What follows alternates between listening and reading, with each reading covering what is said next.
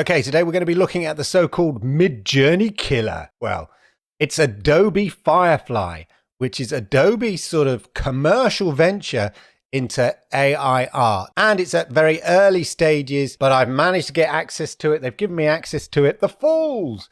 So we're going to kind of test it, see what it's like, see where it's trying to go, and obviously compare the results to MidJourney and all of that. So let's get on with it. So here we are in Adobe Firefly. Now, Adobe Firefly have trained their AI art on existing stock materials and stock images that Adobe own. So the issue around copyright and stuff like that we sometimes get with other AI art generators will be sort of circumnavigated because Adobe Firefly will be giving you a license to use once it's up and published and it's out of beta, a license to use the images that you create kind of legitimately, and so kind of gets over any of that kind of copyright issues that may or may not exist with other AI generators. Okay, that's the first thing.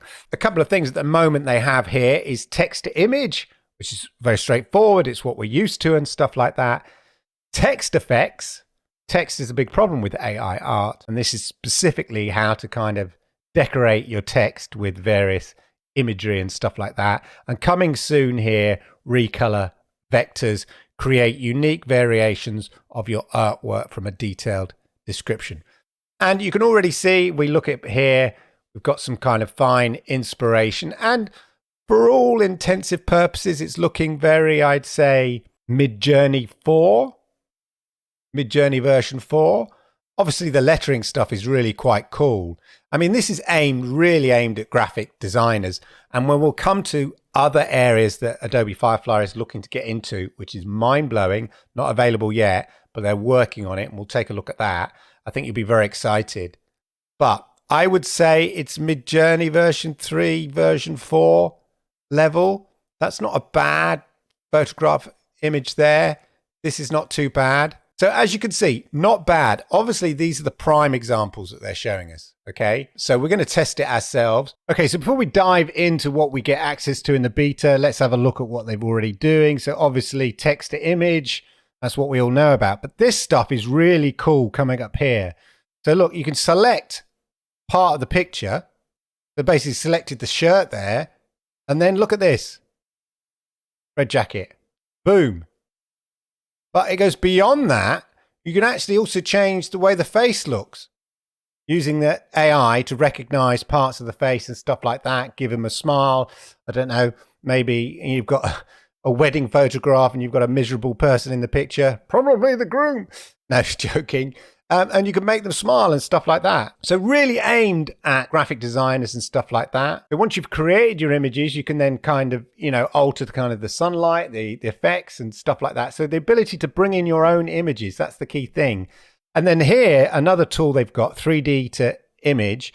So they've got existing 3D images and objects that you can use and then describe how you want to use them. So in this case, it's a castle on a grass hill.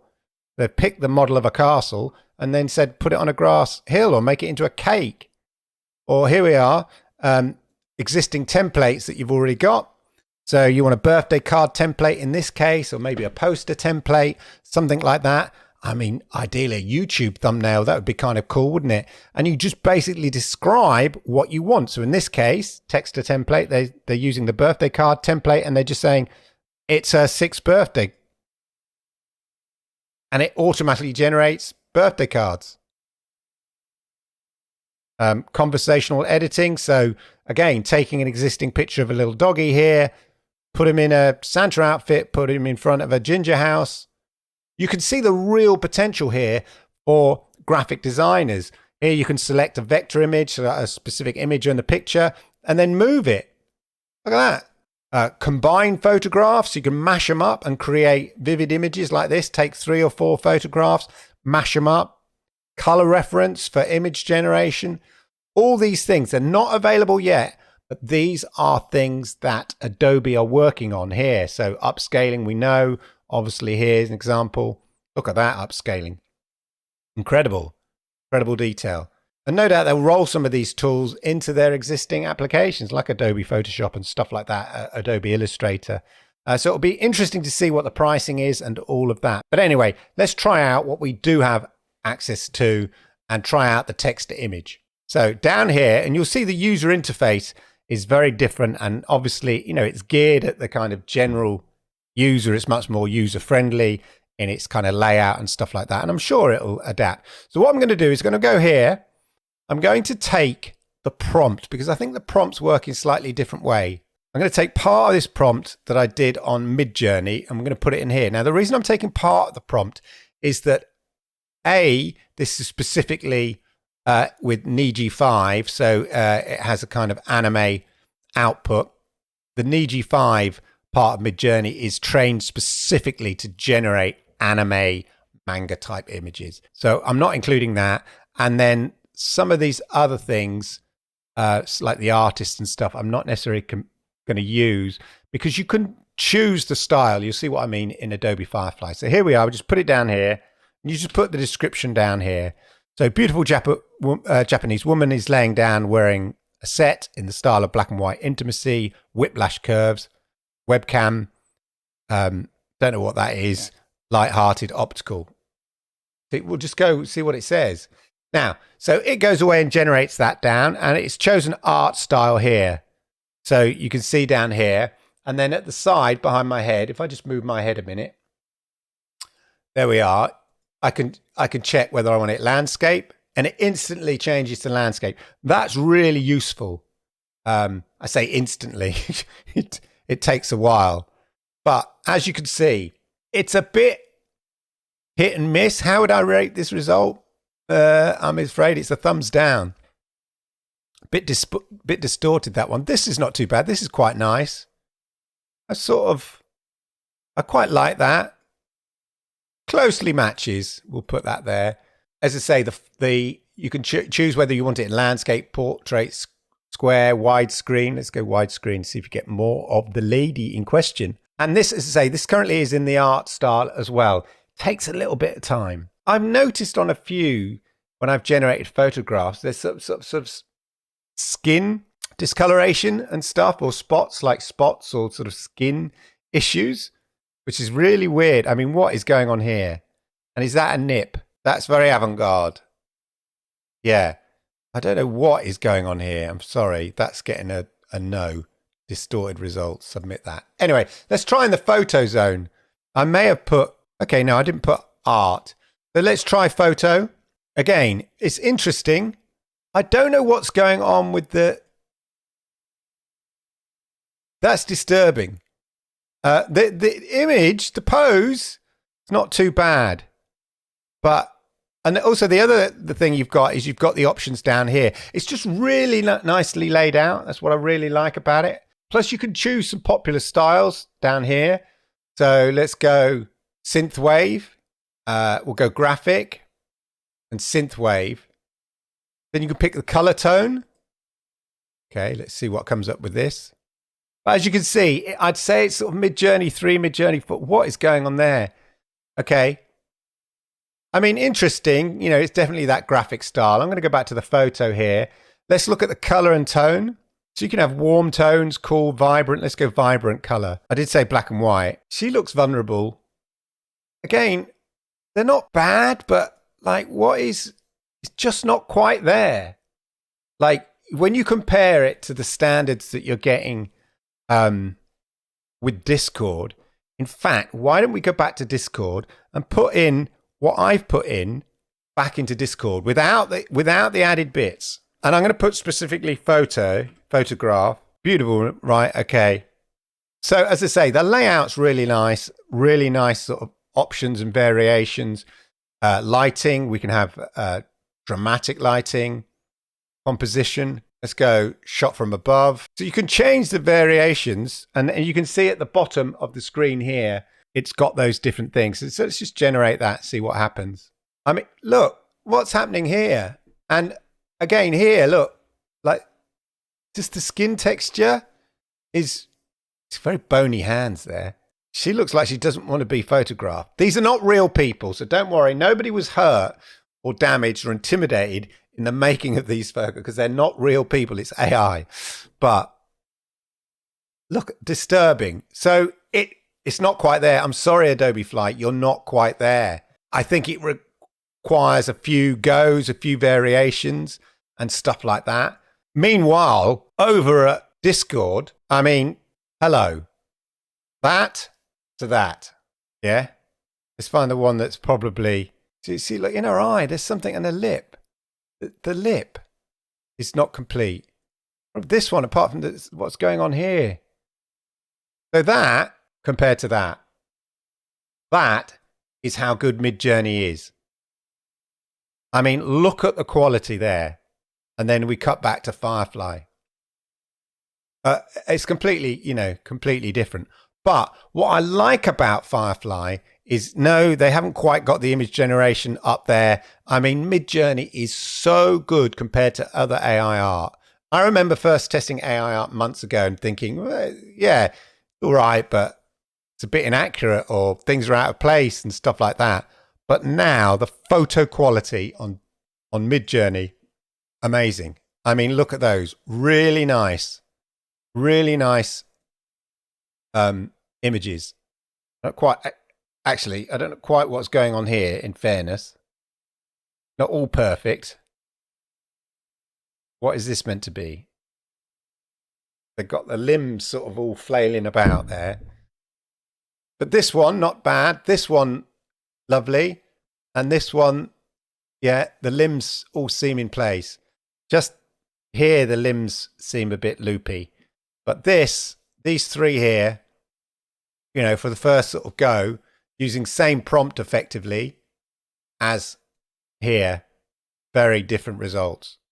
But it's, look at these examples. You're getting some really interesting things.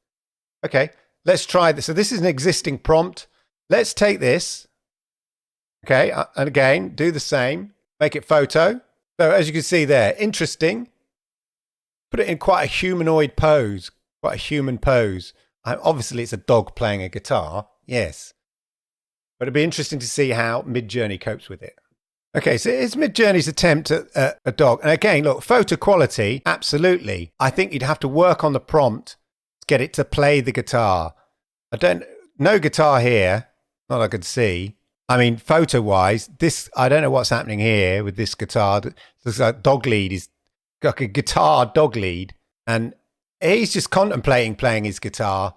And this one, I don't know, he's either slung it on his back, but basically a random guitar. So they've just sort of thrown the guitar in there. I think I'd have to work on the prompt a bit, probably, to get it right, because they've gone for a photorealistic dog. And obviously dogs can't play guitars, but that's what I want. I don't know what's this stuff over here. But Berlin Wall, all of that, very detailed. So, yeah, again, neither of them are sort of perfect, but photo quality-wise and realism-wise, definitely you're going Discord, portrait-wise. I mean, look at that. I mean, these are really good images. As I say, these are the best images they've got. This is really good, actually. The other one is text effects. So again, you've got these sort of really cool text effects. You enter your text down in the corner here. So I'm going to put my gamer tag. And then, I don't know, I'm going to put baked beans. See what it comes up with. Sort of beans. And you could got slightly different versions of how that's going to kind of look on the text. If I go this one here. Again, it takes its time. I think a lot of people got access today. I put baked beans on toast. Don't know why I'm putting baked beans on toast. Then you can change the background color and stuff like that. So I've got no background color at the moment. So it's transparent. You can have text color. Sort of gives it a bluey, background. There's a slight color on the background. You can change the font. At the moment, they've just got these different types of font. Go for this San Vito font. And then there's a load of sample effects as well. Once it's generated, you have the option to download it as well if that's what you want. Going for Alphan. Much bolder text there. And again, you can have text effect fit. So it can fit tightly, medium or loose. So at the moment it's medium. So you slight overlaps there, which is because of a nice textured effect. Or you go tight.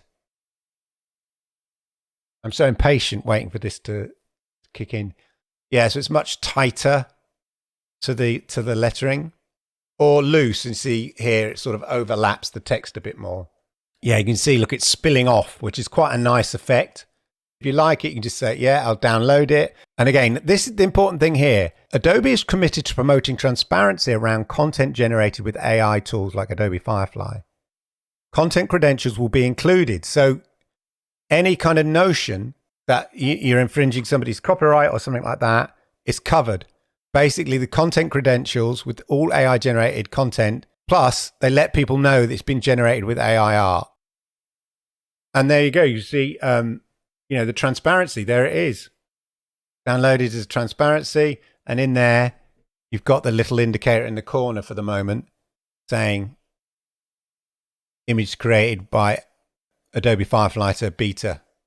Squirrel dressed as a superhero, okay? And we've done it in art style there. So I love the user interface here. I think it's really cool. And actually, you know what? That's not bad. This squirrel's okay. This squirrel's got boobies. Okay, interesting. Not sure about that one. You know, these aren't bad in the artistic style. Let's go for a graphic style. Let's change to layered paper. See what that happens. You've got these different paper styles as well. So they'll probably be adding more of these styles. I'll just move my head so you can see. That's interesting. So I've gone for a sort of synth wave look, a style, and a layered paper. Maybe we just take that off and just go layered paper. Yeah. So you're beginning to get that kind of paper style. That's quite a nice mix. I like that kind of mix of layered paper and sort of graphic style, actually. That's quite interesting. That's like a cutout. It's like you've cut out the image and then added bits of paper on top in a kind of paper style. Let's see if we just take out the graphic and just put it layered paper. Okay, yeah, a bit weird. It's like a montage or collage where they've cut out bits of animal. I don't know if that's meant to be a squirrel, like pictures of squirrel, and then added the paper, like here, the paper superhero costume. We'll just have a look at clay after this. Yeah, now it looks more like a sort of clayish model that you might get in a sort of a stop frame animation type thing. Again, not brilliant. Anyway, so there you go, ladies and gentlemen. That is a quick look at the beta of Adobe Firefly, which is, as I say, the whole point of Adobe Firefly is so that it's going to make AI art for commercial purposes. That's the idea. They want to commercialize it, and then they'll mix it into their other products, obviously Photoshop and stuff like that. So it's very early stages. I think the model that they're using, I don't know whether they're using Stable Diffusion or develop their own, needs work. It's certainly not at MidJourney levels, especially when it comes to the photographic quality. But I like the user interface. It makes it very easy to use. And I'm looking forward to the additional elements and features that they're planning to use. But there you go. Is it a MidJourney killer? Not yet, but it has a great, easy access user interface. So I hope you found that interesting. I hope you found it useful. If you did, then please hit the likes, because I like it. YouTube likes it. And it helps people like you find content just like this. And if you are new here, do me the great honor. Why don't you hit that subscribe button, toggle that notification bell, and that way you'll know when I go live with content like this. Oh yeah, and if you're interested in more stuff like this, then definitely check out my other videos over here. I think you'll find them really interesting. I think they're pretty good. Check them out. I think you'll enjoy it. Thank you.